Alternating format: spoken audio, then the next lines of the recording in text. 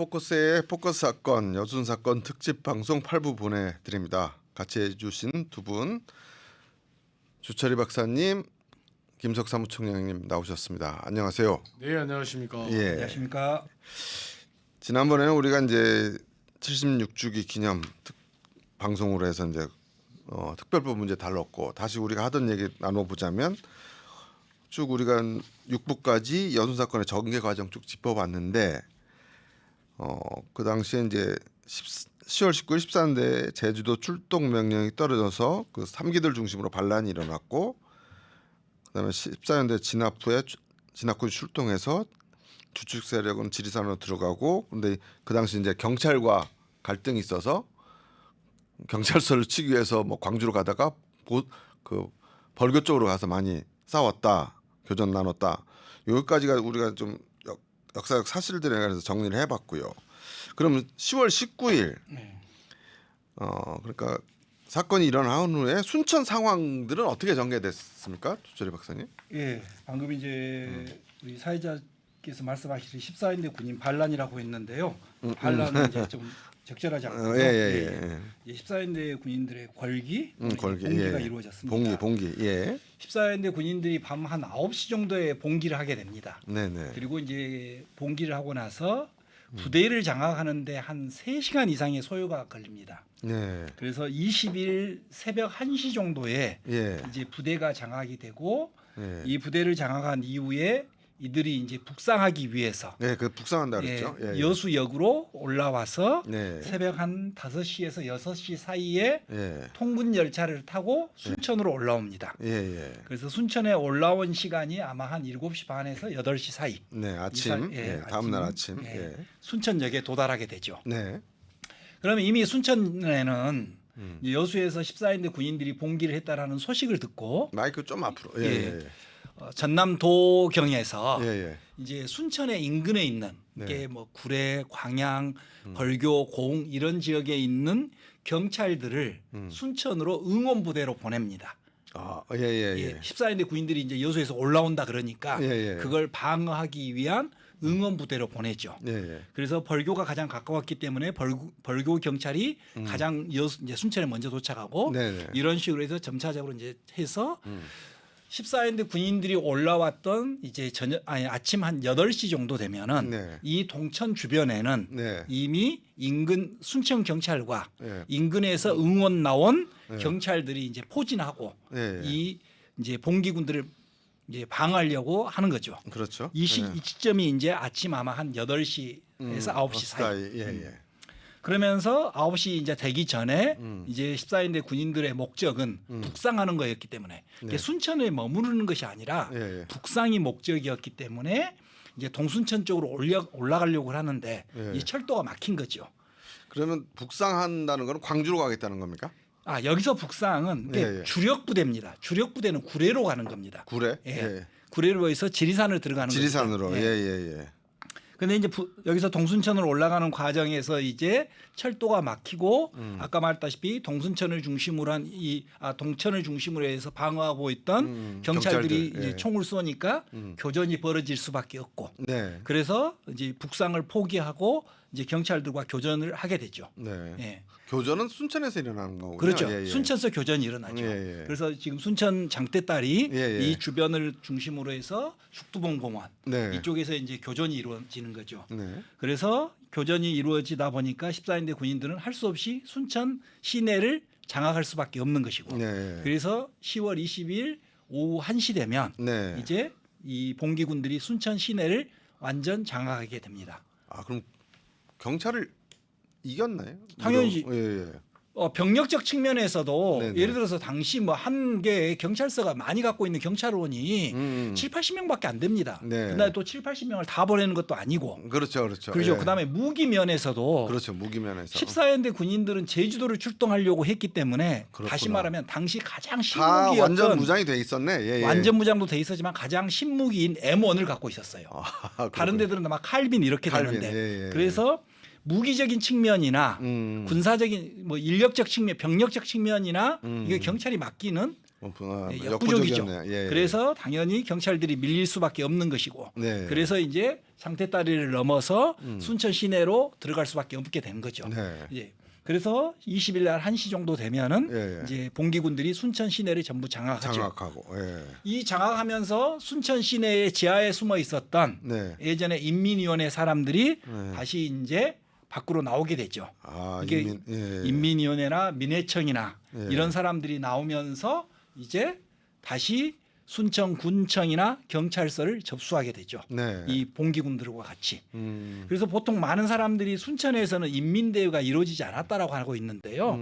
순천에서는 21일부터 22일까지 순천 지금 고등학교, 네. 당시 순천 중학교가 되겠죠. 아, 예. 그다음에 여기 철도 운동장 예, 예. 이곳에서 인민대회가 똑같이 일어납니다. 아, 그래요. 근데 예. 이제 왜 순천에서는 인민대회가 없었다고 판단하냐면 예, 예.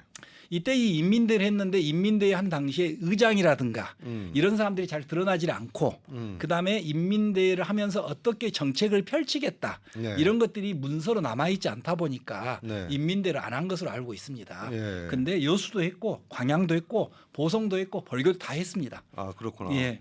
그래서 이제 10월 20일 1시부터는 봉기군과 인민위원회를 중심으로 한 세력들이 순천을 장악하게 되죠. 이렇게 되면 그러니까 그 집권 세력이 바뀌는 거잖아요. 그렇죠, 이제.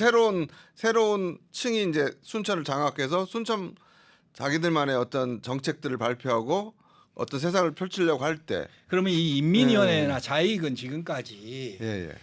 굉장히 탄압을 받았던 세력들이죠.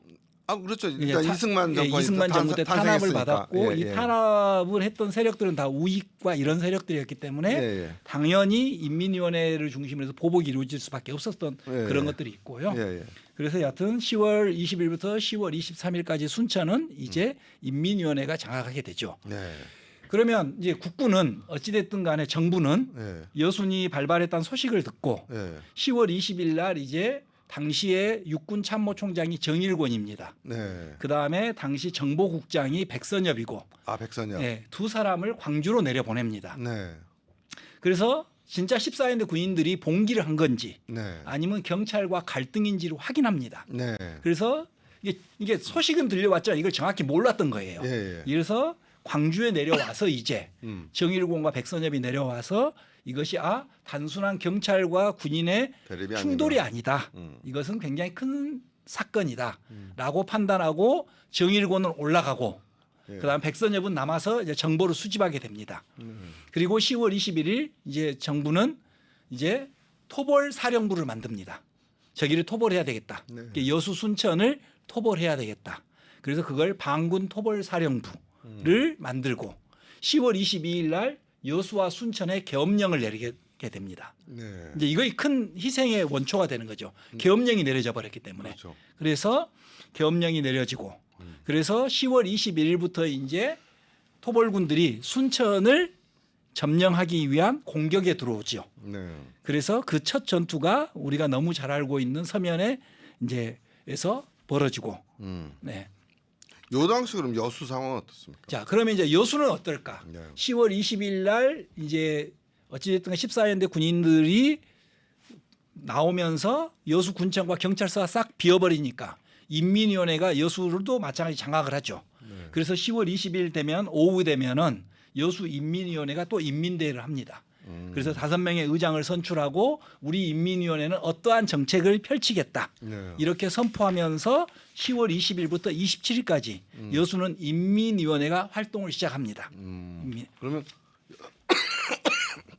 여수가 조금 더 오래. 그렇죠. 이게 여수는 이게 여수하고 순천의 차이점이 인민대회를 다 했는데 네. 여수는 인민행정이 이루어진 것이고 아, 행정까지 간 거고. 행정까지 예. 행정과 치안이 이루어진 것이고 순천은 인민대회를 했지만은 인민행정과 치안을 하지 못한 속에서 네. 이미 군이 네, 들어와 버리죠. 예, 예. 아까 순천 23일 날 국군이 점령했다 그러지만 예, 예. 실질적으로 보면 22일 오후 되면은 순천 외곽을 이미 군이 다 점령을 해버립니다. 예.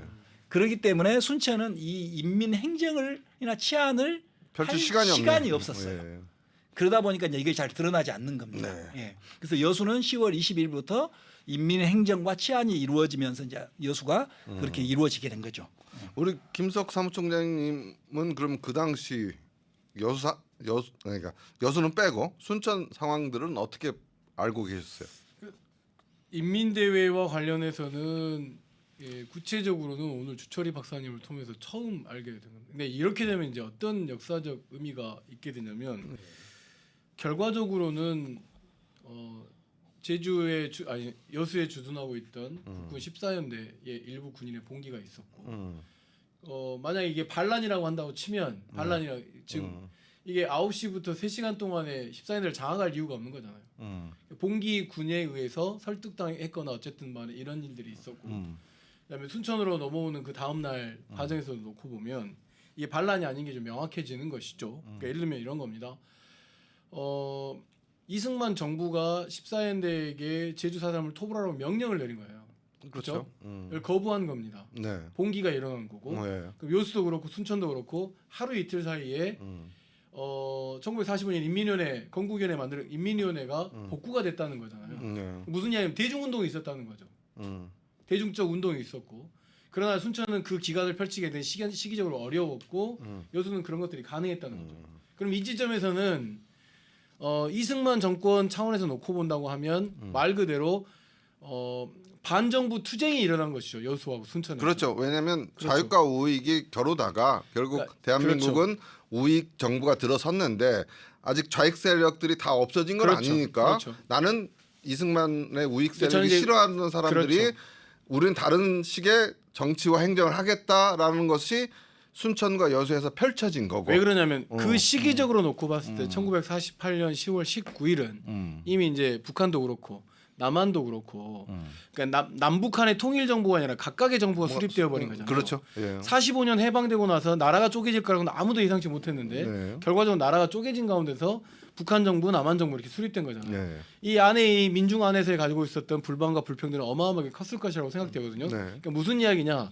그런 사회적 혼란과 불만과 불평들이 굉장히 많이 있는 가운데서의 14연대 일부 군인의 봉기가 불을 지른 것이라고 볼 수 있는 것이죠. 그렇죠. 그렇기 때문에 이거는 그러니까 굉장히 중요한 대중운동이었다라고 하는 것에 대한 이런 조사가 필요한 것이고, 그러니까 이승만 정부에 항의하는 차원에 굉장히 중요한 어떤 그런 그 그렇지. 운동 차원으로 봐야 되는 거 이승만 아닌가? 정부에 반대하는 이게 이제 제가 여순을 봉기락을 자꾸 항쟁이라 그러는 이유가 봉기라는 측면으로 보면 14인대 군인의 행동에만 맞춰질 수가 있어요. 네. 근데 항쟁이라고 하는 이유는 바로 인민위원회. 우리 김선 총장이 이야기했듯이 당시 대중운동이에요. 대중들의 힘이에요.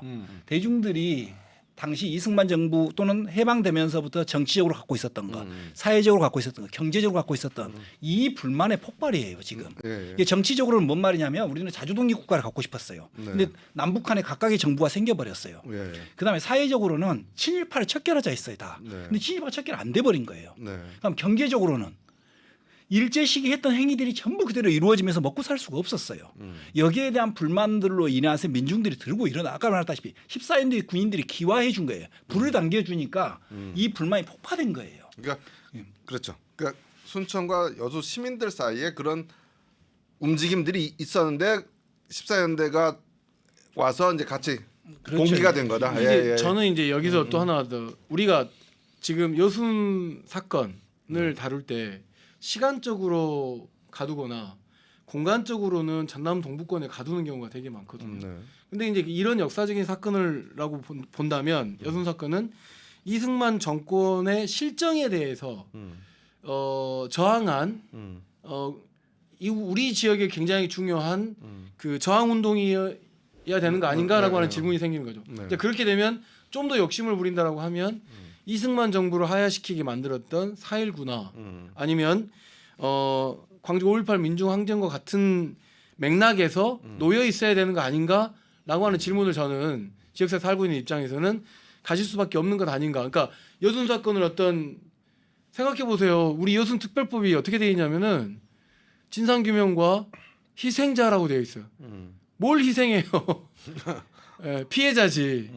그러니까 뭐냐면 그런 관계들이 이 특별법 안에서 여순 사건이 왜 일어났는지 어떤 의의를 갖고 있는지 당시의 상황은 어땠는지 이런 것들이 맥락적으로 종합적으로 이러는 가운데 한국 사회 안에서의 여순 사건이어야지 여순 사건 하나로 고립시켜서는 안 된다. 진상조사도. 전체적인 그런 생각이 좀 맥락, 들었습니다. 한국의 네네. 전체적인 정치적 맥락에서 봐야 된다라는 거고. 그 성격의 규정에 관해서는 또 방송 들으시는 분들도 나름 생각하실 거고.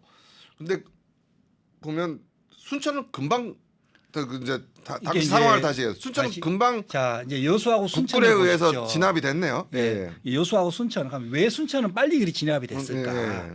여수는 들어갈 수 있거나 나올 수 있는 길이 유일한 최남단에 있어요. 예, 그렇죠. 근데 예. 순천은 교통의 요주로서 예. 서쪽에서도 들어올 수 있고 동쪽에서도 들어올 수 있고 북쪽에서도 들어올 수 그렇네요. 있고 예. 48 그러니까 이 토벌군들이 순천을 점령한 10월 23일 날 점령하고 네. 10월 24일 날 여수로 공격 들어와요. 이게 네. 뭔 말이냐면 순천을 너무 쉽게 점령했기 때문에 여수도 쉽게 점령할 거라 생각한 거예요. 네. 근데 여기서 오류가 생긴 거죠. 네. 아까 말씀 순천은 여러 군데서 공격을 할 수 있지만 네. 여수는 오로지 한 길로만 들어와야 돼요. 예. 그래서 거의 10월 24일 인구부 전투예요. 그래서 인구부 전투에서 국군이 깨져버려요. 아 그래요. 예. 인구부가 어디쯤? 지금 여수 미평동 쪽을 인구부라 아, 그러는데 그래요? 미평하고 연등동 쪽을 인구부라 그러는데요. 예, 예. 이게 거기가 외길이에요. 여수로 들어오는 예, 예. 당시로 보면 이게 이제 이 차이점이 있는 겁니다. 네. 이게 순천은 왜 빨리 끝났을까? 그럼 지역민들의 의지가 약해서가 아니고 네. 그 지리적 환경이 여수하고 다른 거예요. 네. 이게 아까 여수 순천을 공격 들어오기 위해서는 주암에서 들어옵니다. 네. 굴에서 들어옵니다. 하동서 들어옵니다. 네. 벌교서 들어옵니다. 네. 이게 그렇죠. 이것을 이 군 병력을 시민들의 힘으로 막기가 쉽지 않아요. 네. 그래서 이제 순천은 10월 아까 23일 되면 점령이 돼 버리고 네. 여수는 10월 24일 공격이 들어왔지만 외길이었기 때문에 이걸 막아낸 거예요. 여기서 궁금한 거는 아까 순천은 인민위원회가 구성됐지만 뭔가 아직 뭘 해보기도 전에 점령이 됐어. 그러니까 사람들이 그러니까 좌익 생각을 갖거나 이승만 정부에 불만이 있던 사람들이 뭘 하려고 나서기 전에 국군한테 점령이 됐고 그래도 여수는 한 4일 5일 더 했잖아요. 그럼 거기서 일한 사람들이 있잖아. 예. 인민위원회에서. 그러면 이제 국군이 점령하면 이승만 정권의 정부에서 입장에서 보면 어쨌든 내 정부에 저항한 사람들이야. 예. 그리고 어떤 행동을 한 사람들이 있어. 예. 그럼 여수가 훨씬 더 그 이 보복이라든지 예. 갈등이 더 심했을 것 같다라는 생각이 드는데. 그러니까 이제 이것은 두 가지 관점으로 봐야 되는데요. 네. 하나는 순천은 지금도 그러지만 당시에도 여수가 인구가 더 많았거든요. 예. 그럼에도 불구하고 순천이 중학교가 더 많아요.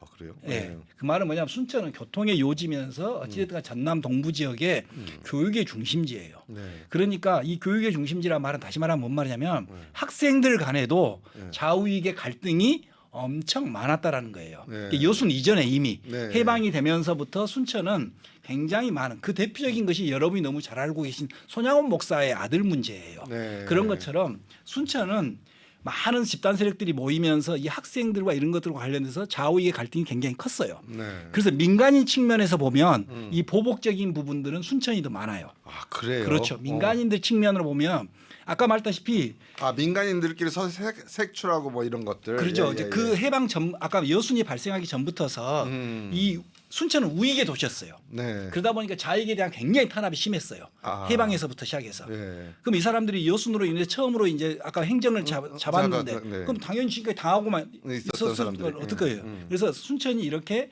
민간인 측면적인 측면에서는 보복이 좀 더 많습니다. 아 그렇군요. 그다음에 이제 예. 두 번째 방금 질문하셨던 것처럼 당연히 예. 주도 세력적 입장에서는 예, 예. 주도 세력적 입장에서는 당연히 여수가 더 많은 사람들이 체포되고 학살됐죠. 아 그렇게 그냥 국군의 입장에서 봤을 그렇죠. 때는 예. 일한 사람들이 한 5일 동안 일한 사람들이 눈에 보이니까. 그렇죠. 예. 아무튼 이렇게 해서 어쨌든 정리가 됐잖아요. 10월 27일 그러면 어쨌든 14연대에 봉기한 군인들은 다 진압이 된 거예요. 이게 이제 그 다음에는 어떻게 전개되는 겁니까? 그러니까 이제 순천이 10월 23일 이제 오후 한 3시 정도 되면 네. 순천 시내가 다시 국군에 의해서 전부 점령이 됩니다. 네. 그리고 나면 이제 10월 24일 여수로 공격에 왔다가 실패하고 네. 다시 10월 25일부터 다시 이제 이 순천에서 네. 다시 국군이 모든 군을 정비합니다. 네, 네. 정비해서 그러겠죠? 네. 다시 26일부터 여수 공격에 들어옵니다. 네. 여수 공격을 시작했고 26일 저녁 되면 여수의 외곽 지역을 다 군이 점령을 합니다. 네. 그리고 27일 이제 오후 되면 여수 시내 한 중심지까지 전부 장악하면서 네. 이제 끝나는데 그럼 이때 당시에 여수에 있었던 사람들은 누군가? 네. 즉 국군에 저항했던 사람들은 누군가? 예. 이건 14연대 군인이 아니에요. 여수 시민들이에요, 시민들. 아 14연대 군인들은 빠져나갔고 이미 빠져나갔죠. 예. 어. 아까 그러니까 그것이 여수는 인민위원회가 행정과 치안을 했다 그랬잖아요. 예, 예. 그러니까 이들은 어떠한 정책을 펼친 거예요. 네, 그렇죠. 그 정책에 시민들이 동의하고 네. 지지해 준 거예요. 예. 그래서 아까 싸운 거예요. 예. 모든 시민이라는 걸 할 수 없지만 그렇죠. 예. 어쨌든 이승만 정부의 반기를 가진 시민들이 자체 그걸 한 거죠. 그렇죠. 예, 그래서 예, 예. 이제 10월 27일 날 이제 전투에서 패배하면서 여수가 이제 국군들에게 전부 점령이 되는 거죠. 네. 예. 그래요.